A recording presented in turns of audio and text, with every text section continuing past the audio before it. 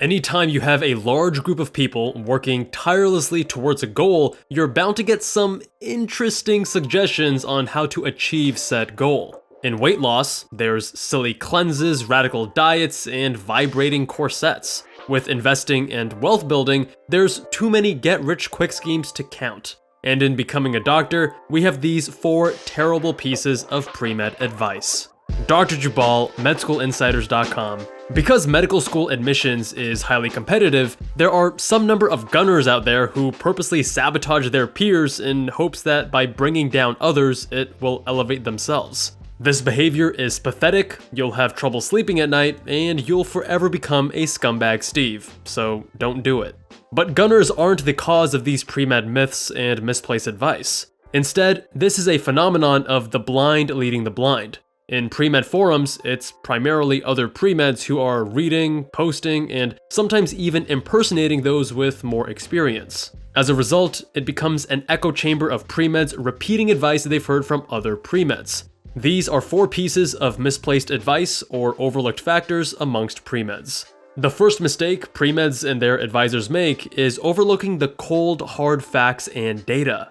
In choosing what to believe, many people resort to the confirmation bias, first choosing their belief and then seeking out data and anecdotes to support said belief. The problem here is that the data is generally very straightforward in medical school admissions, but those with strong confirmation bias will downplay the facts and focus on rare anecdotes to prove their point. One fact that doesn't get enough recognition is that if you're of South or East Asian descent, on average you'll need substantially higher MCAT and GPA than any other population, including Caucasians, to gain admission to medical school. That's not my opinion, those are facts based on multiple years of official data released by the AAMC. Another dataset that's skewed is the conversation about attending osteopathic versus allopathic medical school. A pre-med advisor told me that in helping pre-meds decide whether to pursue MD or DO routes, they would ask the student what type of physician they wanted to be. Oh, you want to be a plastic surgeon? Great, let's go to this DO Finder website and see if there are any DO plastic surgeons.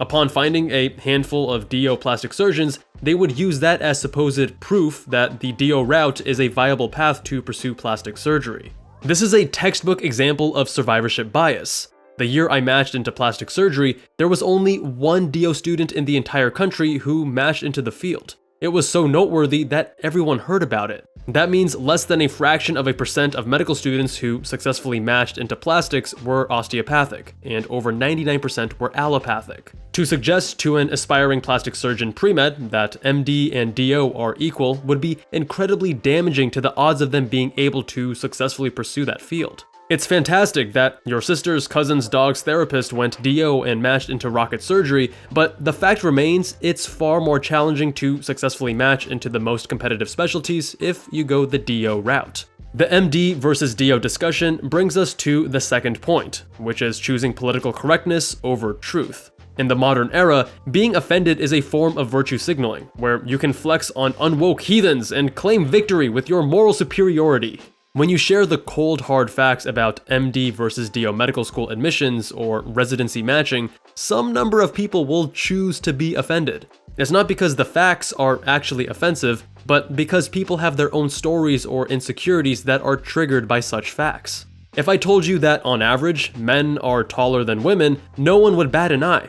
Actually, wait, it's 2021, so surely someone super woke would be offended by that. But if I told you the average MD matriculant has a higher MCAT and GPA than the average DO matriculant, some number of people will be offended, even if you followed up to emphasize that both MDs and DOs can make for equally great doctors. To deny facts and dumb down the conversation moves us further from the truth, and that's not a good thing. We all have value hierarchies, and what we value at the top will displace lower level values. When you value political correctness and inclusion over truth, you end up with dangerous situations, like scope of practice creep.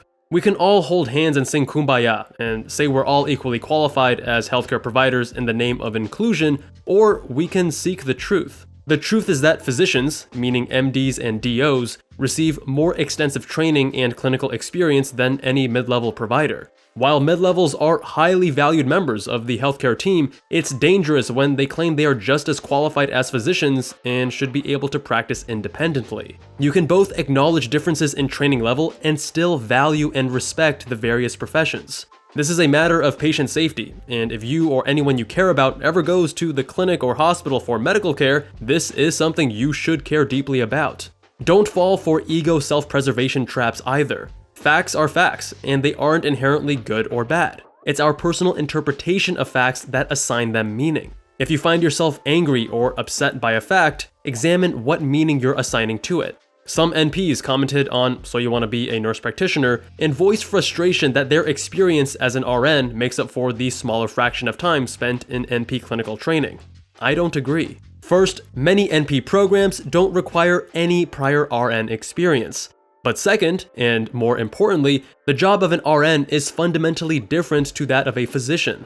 A flight attendant flying hundreds of flights doesn't necessarily make them more qualified as a pilot, but they can still be incredibly valuable and amazing as flight attendants. The only way for mid-levels to be equally qualified as physicians in clinical ability, despite receiving a small fraction in clinical training hours, is if medical school is far less efficient and medical students far less intelligent or capable, or if these alternative training paths are far more efficient and their students far more intelligent or capable. As I put on my millennial cap of wokeness, I find myself deeply offended by such assumptions. The third fatal mistake is not appreciating nuance. Simplification and approximations of reality are necessary tools for humans to comprehend the world. A map, by definition, is a simplified representation of reality. If it weren't, it would have to be full scale, and it wouldn't be a map. It would be an exact, indistinguishable mirror of reality. To more readily understand complex systems, we as humans must create simplified mental models. While this is great for introducing oneself to a new topic or understanding complex systems, it lacks the granularity in distinguishing these subtleties that matter. For example, because the MCAT and GPA are the two most important and easily comparable objective measurements used in medical school admissions, many overemphasize their relative importance. Don't get me wrong, the MCAT and GPA are incredibly important, as they are useful indicators to medical school admissions committees on whether or not you can handle the medical school curriculum rigor, but they're not the end-all be-all. I've seen several students that, despite scoring in the 99th percentile on the MCAT and having a near-perfect GPA, came to me for help as reapplicants. That's right, despite having near-perfect numbers, they still didn't get into medical school. I've also helped several students with seemingly prohibitively poor MCAT and GPA gain admission to top-tier programs. While the numbers help, they aren't everything. Data is useful, but data does not account for all the nuances or factors that are not easily quantifiable. In medical school admissions, there are several factors beyond objective scores that you must consider, namely the soft components of your application, meaning your personal statement, work and activity section, secondaries, and interview.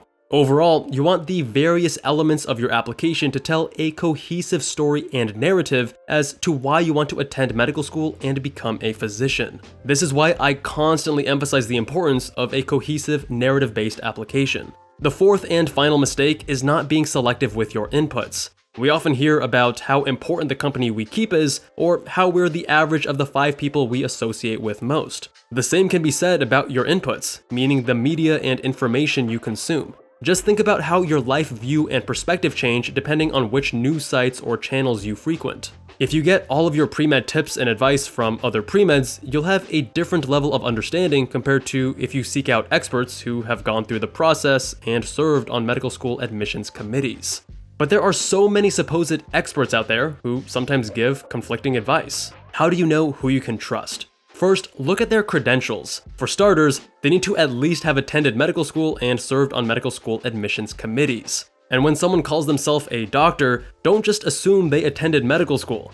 There are companies out there headed by PhDs or other non-physician doctors who never went to medical school and never served on admissions committees. They proclaim they're doctor-led, however, because they want to mislead you in thinking they attended medical school and know the ins and outs of the process. Second, look at their track record, both in the students they've worked with and their personal success.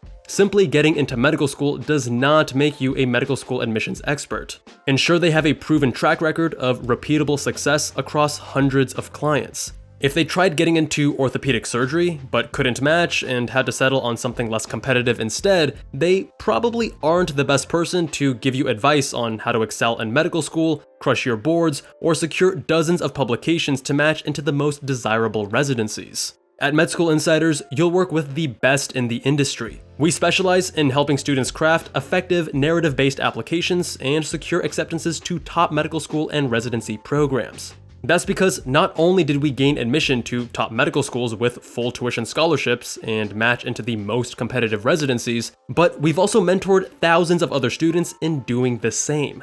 Through our innovative and proprietary systems, we've had an over 99% satisfaction rating across more than 3,500 customers. Learn more and elevate your application at medschoolinsiders.com. Thank you all so much for watching. If you enjoyed this video, check out my video on 6 medical school application deal breakers, or give us a visit on medschoolinsiders.com. Much love, and I'll see you guys there.